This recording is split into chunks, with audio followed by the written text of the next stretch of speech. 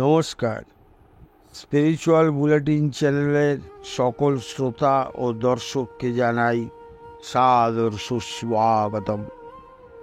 আজ একটা ঘটনার কথা বলি।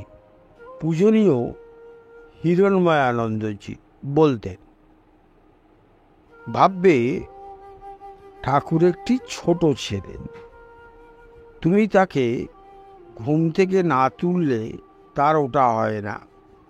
মুখ ধুয়ে কাপড় না পরিয়ে দিলে তিনি সভ্যবব্য হতে পারেন না।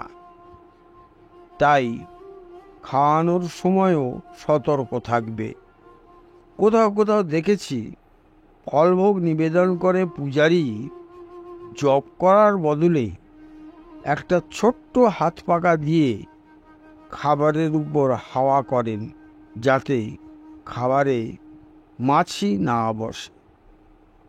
আমাদের শিবদাস মহারাজ অন্নভোগ নিবেদনের সময় বলে দিতেন পূজারীকে কি কি পদ রান্না হয়েছে,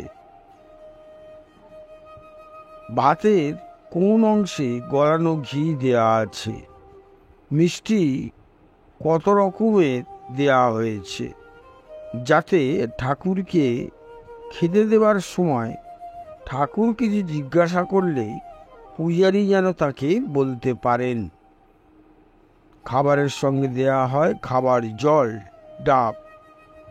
ছোটবেলায় দেখতাম জলে কেওড়া মিশিয়ে দেয়া হতো আর ডাবে একটু চিনি। এতে জলের স্বাদ বৃদ্ধি পায়, তাই খেতে ভালো লাগতো। ভেবে দেখলাম কাগজের উপরে ছাপা কাঁচে বাদাই করা একটা ছবি বা পাথরের মূর্তি, এনার সামনে বসে থালায় দিয়েছি ফল, মিষ্টি আর জল। কি স্পেশাল আছে তাতে? স্পেশাল হলো আমার আপনার ভালোবাসা, ঐকান্তিকতা, যা মা কৌশল্যা থেকে আমাদের থেকে পরবর্তী সাধকদের মধ্যে প্রবাহিত হয়ে নিত্য দিনের আমার পূজাকে